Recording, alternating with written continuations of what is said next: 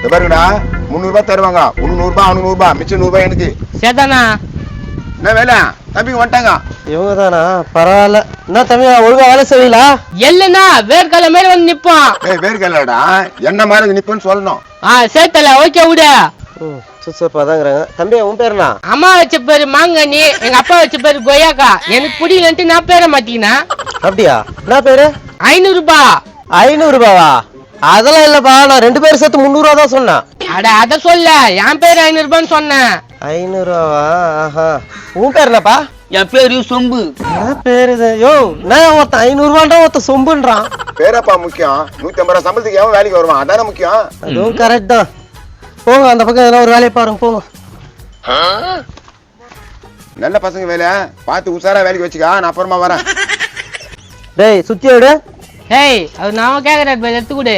ஏன் நீ எடுக்க மாட்டியா? பொறுப்பு மேற்பாசாத எடுத்து கொடு வைங்க.